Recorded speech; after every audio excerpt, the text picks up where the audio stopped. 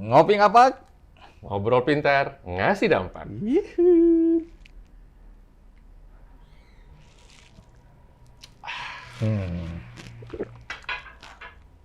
Mas Roni, Ya, hari ini kita akan kedatangan seorang anak muda ya, betul. dari Banjarnegara. Mhm.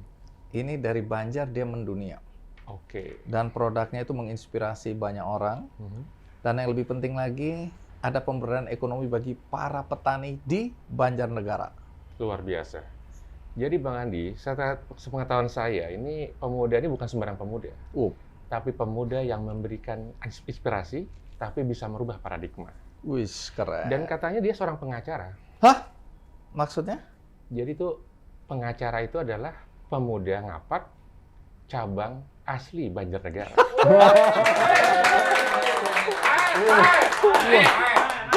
Penonton ini ada 3.321 yang nonton Seluruh acara kita. Banyumas Raya ini. Seluruh Banyumas Raya. Jadi siapa ini tamu kita? Kita panggil saja Ya. mungkin. Oke, kita panggil Mas Riza Mokaf.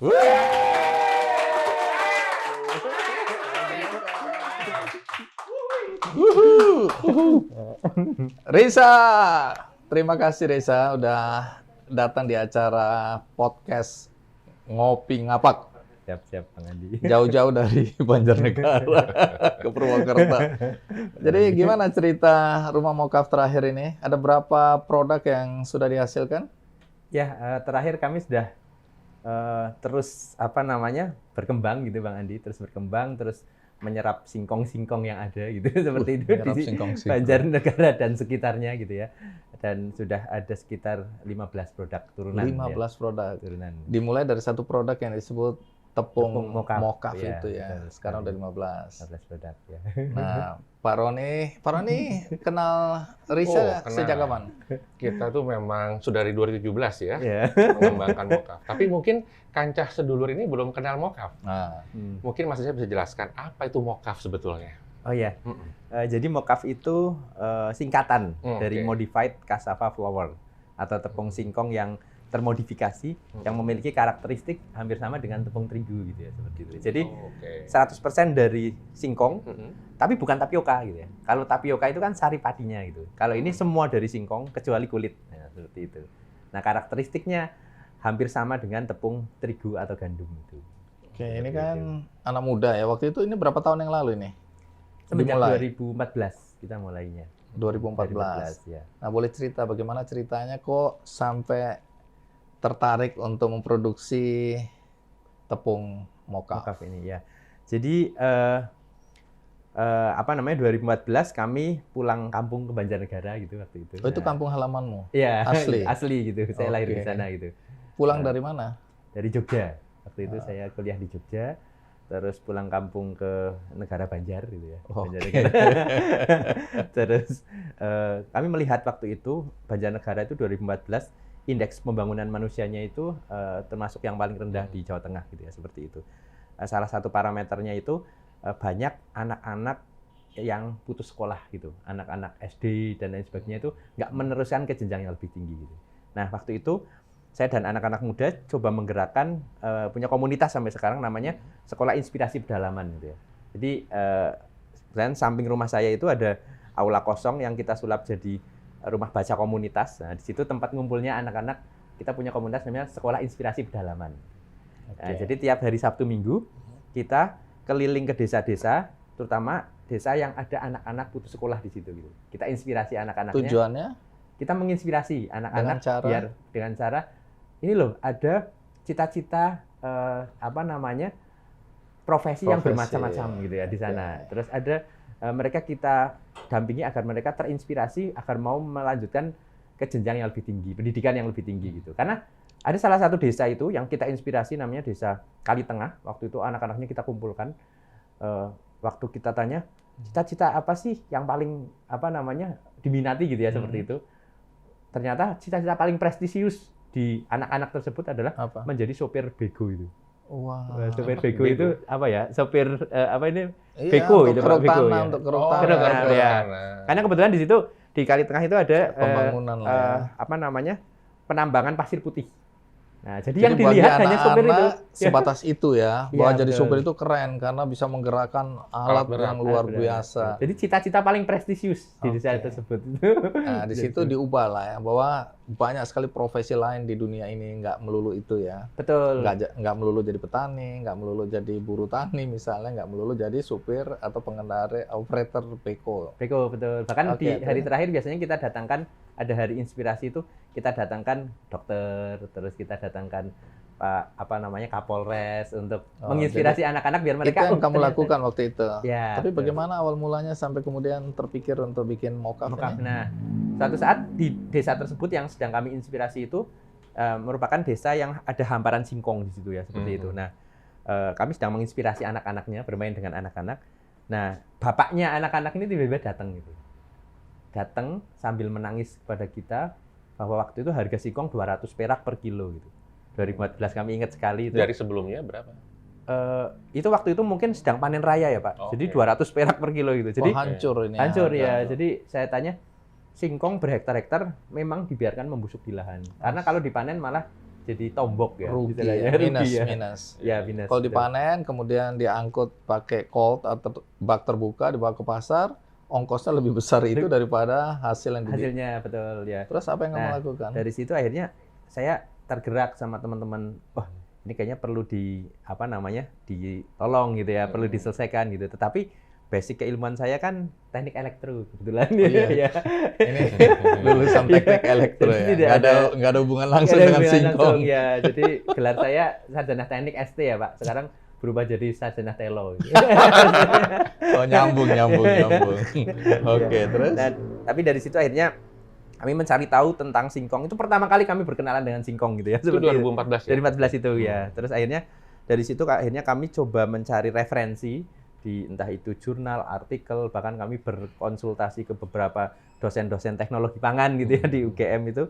Terus apa sih yang bisa mengolah singkong ini jadi bernilai jual yang lebih tinggi gitu ya, seperti itu. Akhirnya kami klik di ini mockup, ini kayaknya pangan masa depan gitu ya, seperti itu. Nah, dari situlah kami akhirnya belajar dari nol sampai bisa membuat mockup dan kami ajarkan ke petani-petani sampai sekarang gitu. Sampai kemudian ada turunannya 15 produk. Ya, betul. Termasuk waktu itu aku ke sana ada gula ya. Ya. Gula ini gluten free ini ya. Ya, itu namanya Garva kita. Sugar cassava gitu ya, itu singkatan. Okay. Itu dibuat dari tepungnya dan dari kulitnya juga gitu ya, seperti itu. Jadi produk-produknya ini Mas Roni, ini gluten free ini. Jadi bagi cocok nih ya buat yang adik-adik suka kita, diet ya. iya, diet yang autism ya, itu sehat ini. Atau diabetes. Iya, Betul kan? bagus sekali di produk betul, ini. betul. Jadi kami punya tagline namanya dari petani untuk healthy food lovers. Main. Tunggu dulu, berisik sekali nih ya. Padahal cuma 2 orang nih. Oh, 2,5. 2,5 juta. Nah, Mas Roni, yang menarik dari Risa ini adalah ini dapat bantuan dari Bank Indonesia ya? Ya, jadi Bantuan 2014 gitu ya Pak, ketika itu waktu itu kami mindset-nya masih sosial 100% gitu ya, seperti itu. Jadi kami bisa belajar dari nol sampai bisa bikin mockup, kita ajarkan secara cuma-cuma gitu. Nggak ada kepikiran sekali untuk berbisnis waktu itu, seperti itu. Jadi 2014, 2015 sampai 2016 kita ajarkan ke petani-petani, tetapi hanya mengajarkan saja gitu ya, seperti itu. Ternyata setelah mereka bisa membuat singkong jadi mockup, mau dijual itu kemana? bukannya menyelesaikan masalah, malah nambah masalah gitu ya, seperti itu.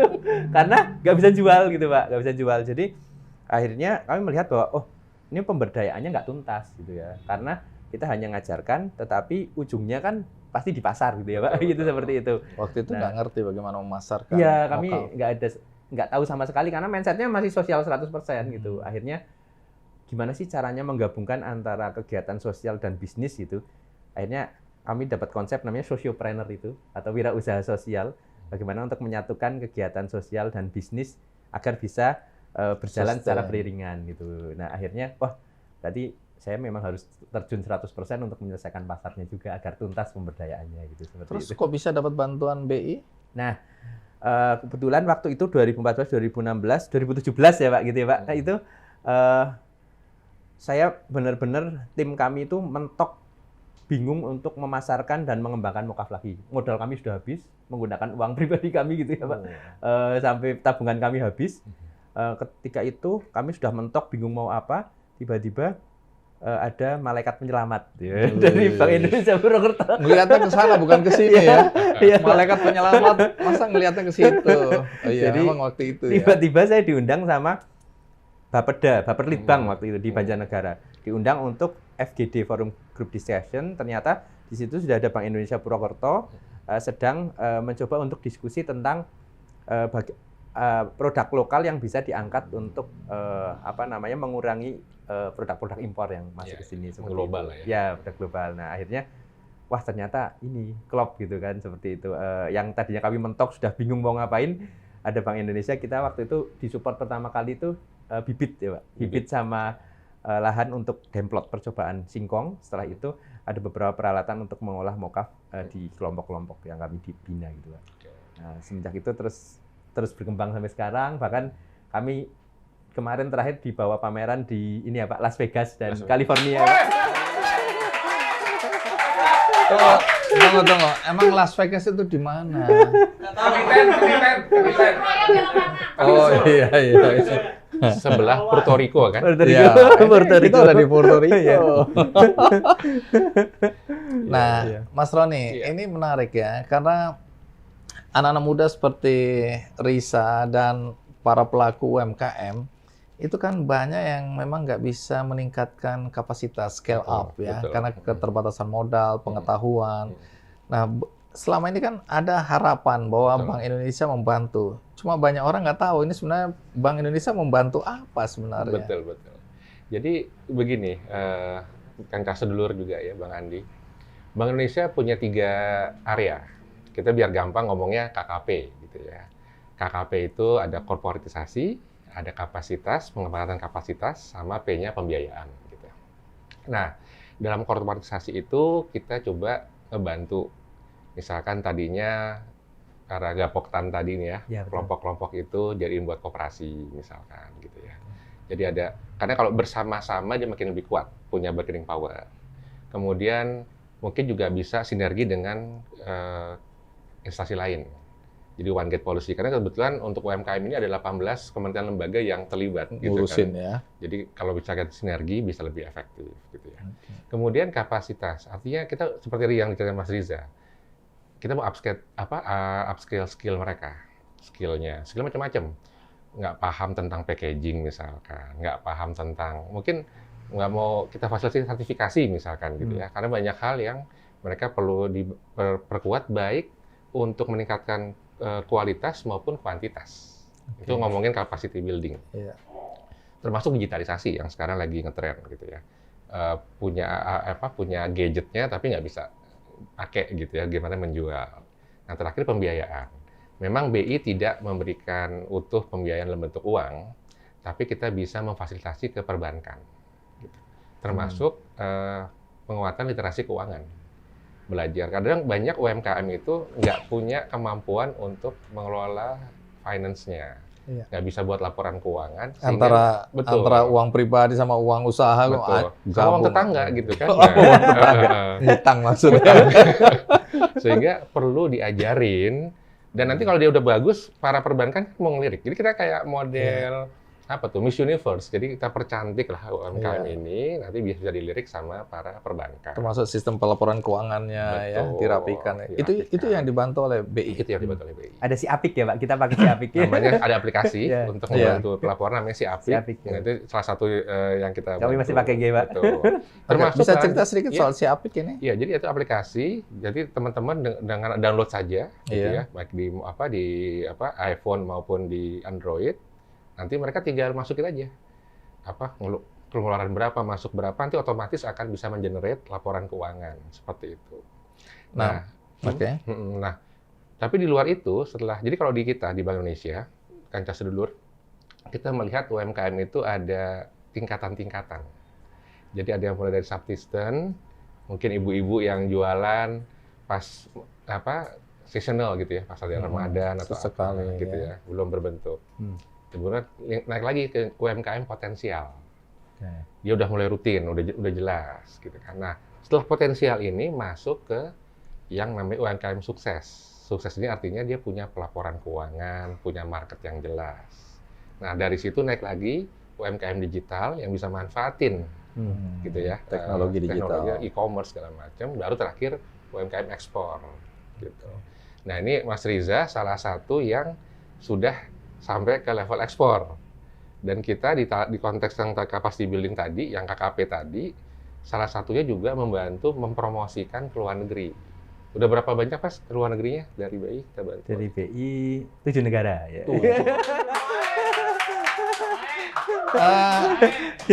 Reza, bagaimana kalau tukar tempat aja? Reza? Aku tak pindah ke situ. Minimal 3 negara lah. Oke, negara mana aja tuh? Yang pertama sekali itu waktu itu sama Mbak Unun, Pak. Saya ingat sekali itu ke Malaysia. Itu ikut namanya MIHAS. Jadi pameran produk halal terbesar dunia waktu itu di Malaysia, Pak. Difasilitasi oleh Bank Indonesia ya, kita berangkat ke sana waktu itu. Itu pertama pengalaman kami pertama mengikuti expo di luar negeri itu, Pak, di Malaysia. Terus nah waktu itu kemasannya itu masih jelek banget, Pak, kita, Pak. Nah, waktu itu BI yang pertama kali memfasilitasi kemasan yang hijau ini, Pak. Ya, hijau itu yang pertama kali. Kita nggak nyangka bahwa ini produk dari Banjarnegara ya. Iya. Oke, keren ini. Ini kalau bersanding dengan produk-produk internasional nggak kalah ini. Oke, terus? Terus yang kedua ke Rusia itu, Pak. Ke Rusia, terus yang ketiga ke Jepang, terus kemarin ke Las Vegas dan California itu, Pak. Main. Pak Roni, ini kan banyak orang berharap juga nih dapat dukungan dari BI. Nah, kriterianya apa? Ya, kemudian tadi kan bantuan modal tidak diberikan, tapi bantuan pelatihan, bantuan akses, ya. Kemudian katakanlah kalau itu tadi pembibitan macam-macam. Nah, jadi kriterianya apa ini kalau ada yang berharap dapat dukungan dari BI? Iya, memang kita tidak membuat kriteria khusus. Tapi yang kita lihat dari tingkatan tadi, artinya tadi apakah dia di subsistence, apakah dia ada di potensial, sukses, digital sampai ekspor. Nah, nanti kita lihat ada titik-titik yang mungkin mereka udah di titik tertentu, mereka mau naik kelas. Nah, kriteria yang paling penting adalah punya inovasi sebetulnya, punya uniqueness yang jelas. Ada prospek lah. Ada prospek dan sustain. Nah, sustain ini paling penting memang di orangnya sebenarnya di SDM. Oh, jadi faktor orang ini menjadi penting juga ya. Oke. Seperti Mas Riza ini punya perilaku yang suka mengajar juga gitu ya, mendidik yang lain. Jadi pas dapat sesuatu nggak hanya dibuat sendiri. Iya, berbagi nih. Saya kemarin turun dari Dieng dicegat ini. Saya pikir mau ngobrol biasa, tahu-tahu wow, ada berapa juta UMKM itu dikumpulin, saya suruh ngomong. Betul. Nah, jadi semangat untuk berbagi itu luar biasa. Jadi itu salah satu faktor yang diperhitungkan ya. Betul. Oke. Dan di ini ya, di Banjarnegara sebenarnya kalau kita dari struktur perekonomian, lapangan usahanya itu industri pengolahan itu bagus. Dia nomor 2 setelah pertanian. Iya, betul, Pak. Dia menyumbangkan ke BDRB sekitar 15,56%. Kalau pertanian itu 29,90% lah, 30%-an. Artinya kalau teman-teman kancah seluruh mau juga ber-entrepreneurship gitu ya, itu bisa di bidang-bidang seperti Mas Riza ini. Potensinya makin besar. Bahkan tahun terakhir itu tumbuhnya juga cukup pesat. Industri pengolahan seperti ini. Betul. Oke, Riza, semangatnya kan tadi membantu para petani singkong ya. Nah, setelah apa yang dilakukan Riza sejak awal 2017 artinya mulai take off itu, sekarang apa yang dampak yang terlihat atau dirasakan oleh para petani singkong di Banjarnegara? Ya, kami alhamdulillah terus berkembang gitu ya, Bang Adi. Dari tadinya kami tuh memasarkan 10 kilo per bulan aja susahnya setengah mati gitu ya, seperti itu. Akhirnya tadi betul kata Pak Roni, yang pertama kali kita bentuk adalah SDM, dalam artian di sini tim ya. Tim anak-anak muda yang kita bentuk pertama kali untuk bagaimana membuat suatu korporasi yang berkeadilan gitu ya, seperti itu.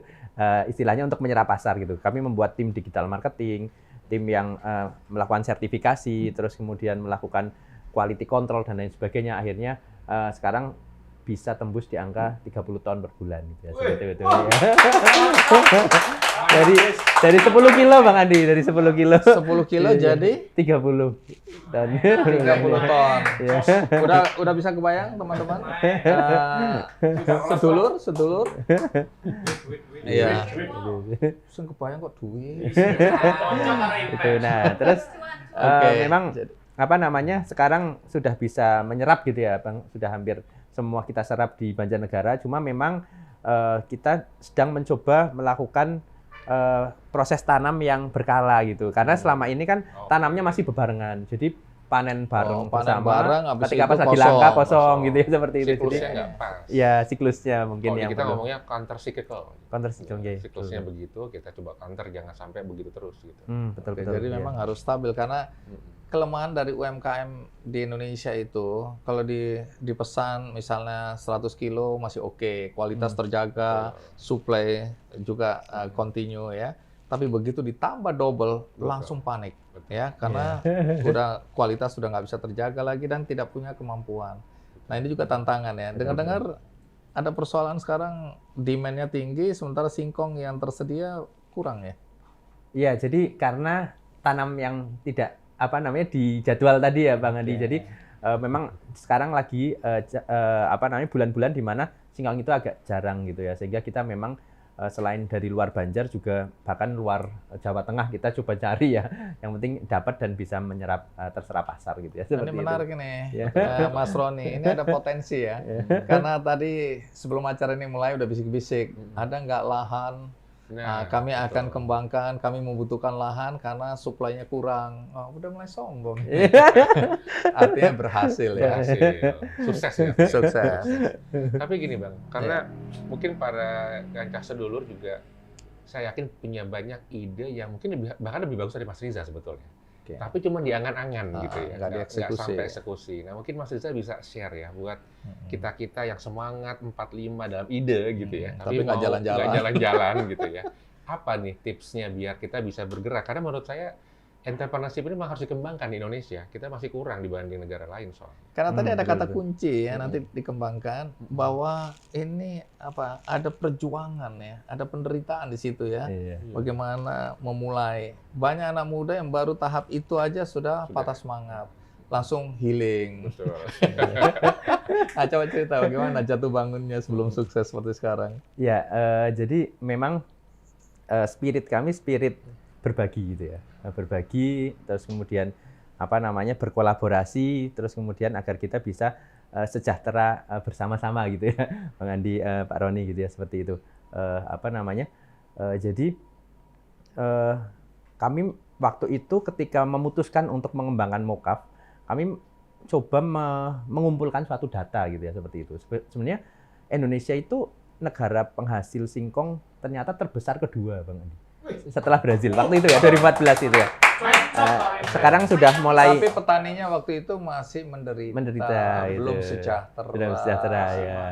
Jadi kita melihat data itu. Terus yang kedua, ketika kita olah jadi Mocaf, apa sih persamaan Mocaf gitu ya? Oh ternyata Mocaf memiliki karakteristik yang hampir sama dengan tepung terigu atau gandum, yang ternyata Indonesia adalah negara pengimpor terigu terbesar sedunia. Jadi sebenarnya ini mau menceritakan potensinya dahsyat sekali. Jadi, tapi sebelum dilanjutkan nih ya, nanti cerita juga ya apa mimpi yang ingin diwujudkan ke depan. Nanti Mas Roni juga cerita potensi Banjarnegara itu yang dipotret atau di snapshot oleh Bank Indonesia itu apa aja. Tapi sekarang kita harus rehat sejenak gitu kemarin. Ngaso. Dingin. Okay. Nah, nanti Mas Roni juga cerita ya potensi Banjarnegara seperti apa. Tapi sekarang kita harus ngaso dingin. Sepakat. Ngopi ngapak? Ngobrol pintar, ngasih dampak.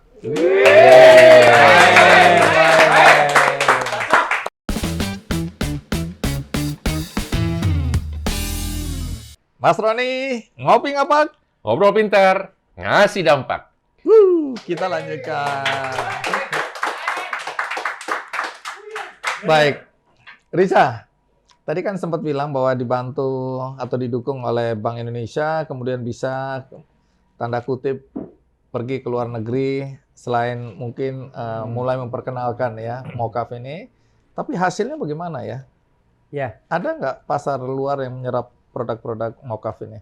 iya Bang Adi. Jadi waktu awal-awal kita memang masih apa namanya memperkenalkan di beberapa negara, mengikuti Ikut pameran ya. Terus kemudian akhirnya kita tahu, oh permintaan buyer ternyata seperti ini, kemasannya Oke. seperti ini, akhirnya kita perbaiki dan lain sebagainya gitu.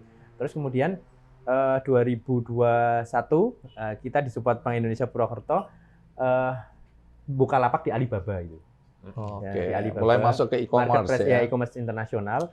Terus sama pameran-pameran di beberapa negara. Nah akhirnya nyantol beberapa gitu. Oh, jadi ada Nah, permintaan dari luar. ya kemarin Permintaan produk apa itu ya dari rumah Mokaf? tepung ini? mokafnya, tapi Oh, curah gitu ya. Apa namanya? Karungan gitu. Bang Andi, ya, Oke, karungan tanpa 25 kilo. brand Tanpa lah ya. brand. Tanpa brand ya.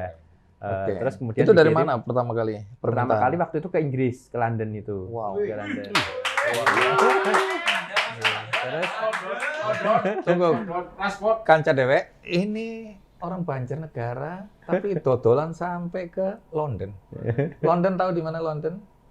Nggak tahu mereka. Ya. Mereka tuh paling jauh mainnya sampai di Cilacap. Oh, Cilongo. Nah, Oke, yang terakhir jadi- yang dapat dari Alibaba itu, yang dari Indonesia Purwokerto itu di ke Oman sama Dubai kemarin yang Wow. kita baru kirim satu Produknya masih kontainer. sama, tepung Masih sama mokafnya tepung ya. mokafnya ya. Nah, aku dari tadi terganggu nih melihat ini. Ini ada produk-produk mie ini ya. Ini mie kan? Iya, betul. Ini mie dari Dari tepung mokaf juga. mokaf, ya, betul. Ya. Oke, coba cerita tentang produk mie ini. Bagaimana sampai kepikiran bikin mie? Mie, Ini mie ya. instan. Instan ya. Jadi ini tinggal dimasukin air panas, terus kita bisa makan Bisa seperti makan mie instan. seperti mie instan biasa ya. Rasanya gimana nih? Rasanya lebih enak dan lebih sehat. Iya, wis pinter. Jadi dia pakai brand apa ini? Mikasa namanya. Oh, ada kelor, terus Ada naga, Naga. buah naga. ada tomat. Ini maksudnya Terus buah ada naga, buah bit. kelor ini dari apa? Campurannya? Ya, jadi untuk apa namanya? Tomat. Sebelum diulen itu Iya. pakai saripatinya tomat, di Tomat, blender terus kemudian saripatinya dicampur. buah naga. Ya, biar lebih sehat. Jadi gitu. rasanya bisa macam-macam ini. Ya, betul. Tapi ada Lengkap yang dengan bumbunya bumbu-bumbunya ya. Betul. Betul sekali. Karena ini Bang Andi apa namanya? Pak Roni, kita riset kami itu kan tadi saya sudah sampaikan Indonesia itu negara pengimpor terigu terbesar sedunia gitu ya, seperti itu. Tapi kita bisa lihat dari Sabang sampai Merauke itu nggak ada tanaman gandum satupun ya. Jadi 100% harus impor ya. Padahal kalau di Banyumasan itu ada tempe mendoan, mie ayam, semuanya pakai tepung terigu ya, seperti itu. Roti-roti Ini dan lain sebenarnya bagus sebagainya. Bang Andi, karena Oke. apalagi kayak sekarang geopolitik Rusia Ukraina, Iya. kita pengimpor terbesar kedua itu tepung terigu tuh dari Ukraina, Ukraina. Nah, 28% something. Betul, betul. Nah, makanya katanya anak-anak kau sekarang menjerit kan. oh, Mie instan itu pada mahal. perang Rusia Ukraina ini yang menjerit Anak anak-anak kos. kos. Dan ini jadi substitusi yang bagus kan Betul, sebetulnya. betul. Oh. Pak. Bukan berarti kita berharap perang itu terus berlangsung bukan, panjang bukan. supaya ini yang jadi alternatif. Karena Doa- ini Bang Andi, Ah. 70% serapan terigu di apa namanya? Di Indonesia itu Ah. untuk mie instan, gitu seperti itu. Oh, oke. Data yang kami peroleh sehingga kami Artinya mau nggak potensinya mau, besar sekali sangat nih. Ya. besar gitu. Jadi, Baik. Ini sudah dipasarkan ya. ya, sudah dipasarkan. Kita bisa dapatkan di mana aja nih? Di semua marketplace ada, terus kemudian kalau di Jabodetabek, di kota-kota besar juga sudah ada, terutama di toko-toko healthy food, organik dan vegan gitu ya. Mungkin Bang Andi bisa di zoom kali ya ininya mereknya ya, biar Wah, penting ini. kancah sedulur bisa mulai Iya, beli ada kayaknya. Ada rasa tomat ya. Wah. Tolong dibeli ya kancah sedulur ini. Iya, kancah sedulur harus makan mie-nya harus mie produk yang sehat dan apa tadi? Dan Healthy. pangan lokal, healthy pangan food ya. lokal. Jadi tagline kita dari petani untuk healthy food lover. Oh. Para pecinta makanan sehat. Nah, kalau kita beli ini, makan ini, maka kita membayangkan petani-petani kita sejahtera, ya. Keren-keren. Nah, Jadi, Pak Roni, Mas Roni, kalau dilihat Banjarnegara, ya, kalau dilihat dari perspektif Bank Indonesia ini potensinya seperti apa nih Banjarnegara? iya, potensinya sangat besar. Memang banyak yang bilang di Bali Mas Cakep itu tingkat kemiskinan tinggi gitu ya. Oke. Bali Mas Cakep itu mungkin banyak orang belum tahu apa maksudnya. Iya, jadi Bali Mas Sangat itu ada Banyumas, ada Cilacap, ada Purbalingga, termasuk Banjarnegara. Oke, Dan Kebumen juga tentunya. masuk. Oke, terus? Nah, cuma kalau kita lihat kayak kopinya, ternyata itu luar biasa potensi kopi.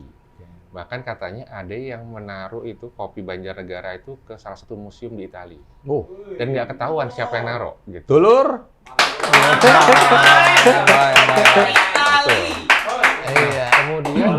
Iya. Kemudian potensi pariwisata yang luar biasa. Oke. Kita tahu Dieng gitu ya, kita tahu curug-curugnya banyak. Katanya bahkan ada curug yang ada 7 aliran airnya itu dingin panas gitu. Uish. Jadi itu kan luar biasa gitu ya. Jadi potensi-potensi yang memang kita mau angkat Mau gitu ya. dukung ya. Nah, bahkan nanti kita bisa kawinkan simbiosis. Jadi ada Antara- misalkan pertanian kopi misalkan, Iya. tapi nanti ada orang bisa pariwisata sambil melihat bagaimana kopi itu dibuat. Nah, itu masyarakat internasional suka tuh yang namanya cultural visit atau cultural tourism seperti Ya, agro gitu. agro. Bahkan mungkin ke tempat singkong gitu Iya, ya. betul, Pak. Karena zaman dulu kan lagunya kamu suka keju, kita suka singkong. Ketahuan anak singkong. Jadi kita anak singkong. Yang racun yang sebetulnya. mana kalau gini? Tapi betul tadi kata Pak Roni, itu ini Pak Roni, kebetulan kami waktu itu kan diajak sama Pak Menteri Pertanian ke Florence, Firenze ya Pak, di Italia itu Pak ya. Oh. Itu di situ memang ada museum kopi terbesar waktu itu Pak, Oke. di Italia itu. Italia. Waktu itu kami membawa mockup sebenarnya. Mm-mm. Terus tapi yang pemilik museumnya itu presentasi tentang ada 5 kopi terbaik di sini yang sudah dinikmati oleh masyarakat Italia gitu. Ada Gayo, Toraja, terus Jawa, Pulau Jawa itu hanya satu namanya kopi Baratas itu. Banjarnegara Atas namanya gitu ya. Nah, apa namanya? Ternyata sih kopi itu Sabar. kopi itu Kita akan cerita soal kopi abis ini ya. Di episode berikutnya ada cerita mengenai kopi Dieng ya. Betul. Dengan program Bank Indonesia punya program sejuta kopi. Sabar, sedulur, sabar. tapi petaninya nggak ada yang tahu itu Bang Andi, Pak Nggak Roni. tahu. Kalau kopinya sudah sampai sana gitu. Nah itu potensinya seperti itu. Terus apa lagi potensi Nah. Banjar ini? Nah, jadi kalau kita ngelihat memang pertanian memang bagus di sana. Kemudian tadi industri pengolahan. Jadi memang kita mengharapkan banyak UMKM itu mulai nih dari yang tadi hanya produk pertanian diolah menjadi bentuk-bentuk turunan seperti ini. Iya. Nah, itu yang nanti kita mau kejar gitu. Jadi ada nilai tambah. Ada value added yang baru. Oke, Betul. menarik.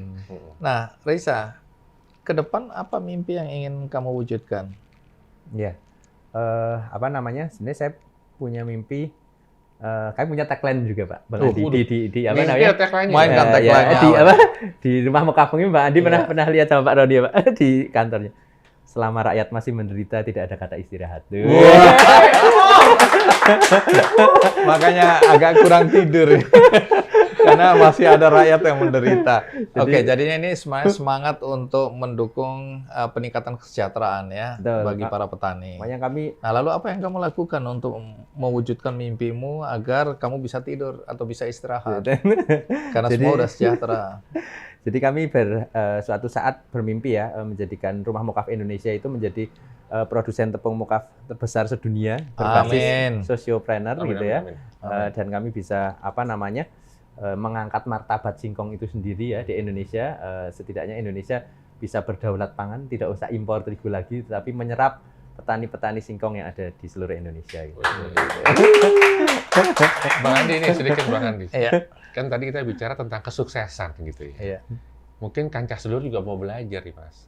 Apa nih ada tantangan apa atau mungkin awal-awal tuh gimana sih ininya jatuh bangunnya tadi biar kita tahu gitu. Kan lulusan elektro tiba-tiba buat ini singkong, anak singkong. Iya, Pak. Terus gimana? Emang nggak ada orang? Ini apaan? Ada tanggapan-tanggapan skeptis nggak? Kemudian gimana kamu overcome itu gitu? Ya, betul. Nah, itu memang perjuangan dari awal gitu ya, Pak. Dalam artian pasti ya tetangga terus bahkan beberapa saudara gitu ya bilang, "Ini sarjana teknik elektro Sekolah kok tinggi-tinggi. malah ngurusi telo gitu. Seperti itu. Seperti itu. Iya. Memang seperti itu gitu. Tapi memang apa ya Pak?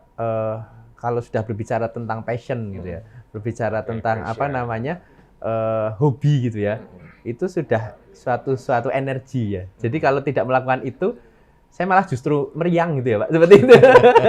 Malah justru nggak ada energi tambahan gitu ya, seperti itu. Tapi gini, dalam perjalanannya ada nggak sesuatu kondisi yang membuat kamu down gitu ya, atau mungkin entah ketipu mungkin, namanya orang bisa juga begitu kan ya, ada apa partner mungkin nggak cocok atau apa, ada nggak kasus-kasus yang membuat kamu sampai ingat sekarang, waduh, saya jangan sampai terulang gitu, atau mungkin kamu bisa ngambil pelajaran dari kegiatan suasana itu gitu. Iya, apa namanya? Kalau ketipu pasti ya, pengusaha itu pasti ada beberapa apa namanya partner yang tiba-tiba Bisa apa namanya dan seperti apa, sebagainya. ketipu seperti Terus, apa itu? Kamu pernah ngalami? ya beberapa kali gitu ya seperti itu. Beberapa kali. Apa namanya? Mungkin yang pertama kali yang paling berkesan ini ketika waktu itu kita ngajarkan tepung mokaf ya, masih mindset 100% sosial gitu ya. Itu kami pernah ini apa didatangi beberapa petani gitu ya. Ini gimana udah ngajarin nggak bisa jual gitu. Tolong tanggung jawab. Wah, itu yang stres berat itu. Ibaratnya di demo beberapa petani gitu ya seperti itu. Di demo. Oke, udah diajarin tapi gimana nih? Gimana nih Malah masarinya jadi beban, gitu. Wah, gitu itu apa namanya? Benar-benar berpikir keras dan apa ya? Wah, ini gimana sih nolong kok malah jadi seperti ini gitu ya. Niatnya nolong malah jadi apa namanya? Tambah pikiran ya gitu kan, seperti itu, dipersalahkan gitu ya, seperti itu. Akhirnya dari situ kami terus apa namanya berkembang terus akhirnya bisa memasarkan dan lain sebagainya.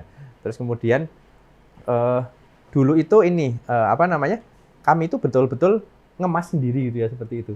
Jadi karena belum ada tim ya, baru beberapa orang gitu ya, baru 3 orang. Jadi benar-benar waktu itu saya ingat sekali ada pesanan apa namanya waktu puasa-puasa ya Pak, Bank Indonesia kan biasanya bagi-bagi sembako gitu ya. Iya. Seperti itu. Kami ada pesanan nggak banyak dari Bank Indonesia, cuma sekitar 200 bungkus gitu ya. Itu kami bungkusin sendiri itu dari habis tarawih sampai menjelang Sahur. imsak gitu.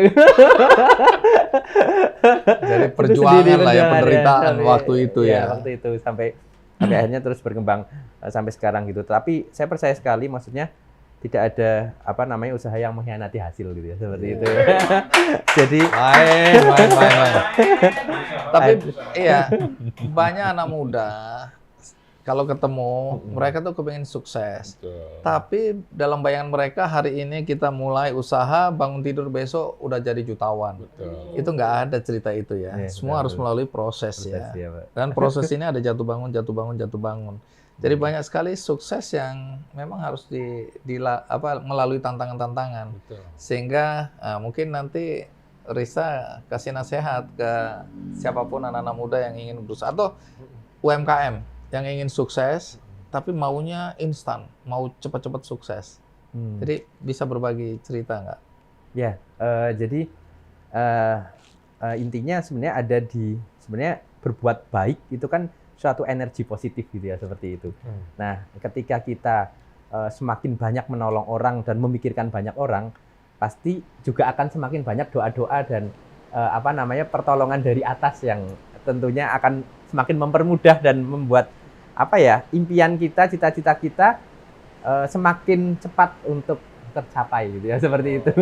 Tetapi menurut saya niat ketulusan itu yang akhirnya membuat perjuangan ini bisa awet gitu ya, dan konsistensi. Terus kemudian apa namanya tentunya betul sekali ya tadi terkadang kita dibenturkan satu titik nyerah, give up gitu ya, seperti itu. Nah, ada passion di situ, terus kemudian ada apa ya istilahnya pantang menyerah gitu ya, seperti itu.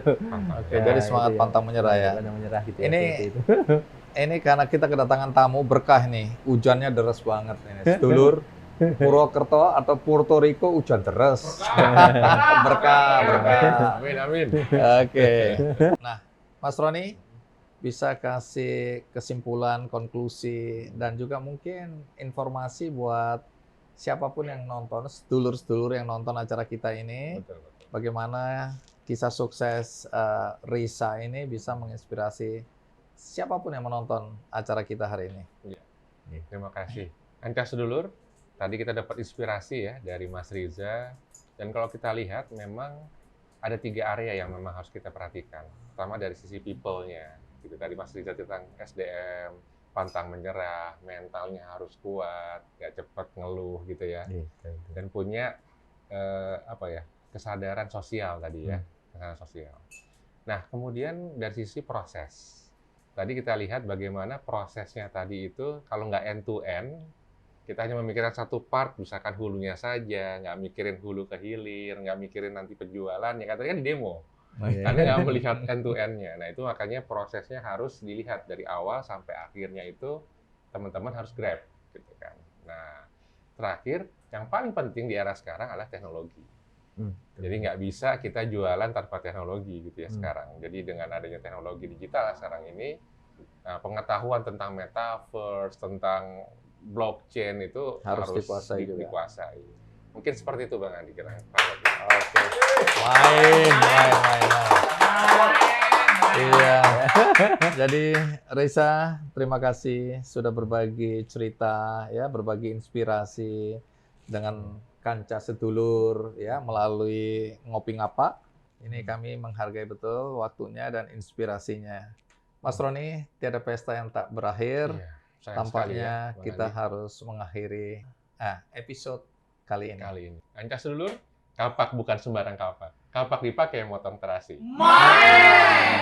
Sekian episode Ngopi Ngapa. Semoga selalu menginspirasi. Ngopi Ngapa, ngobrol pintar, ngasih dampak. Senang bisa berbagi.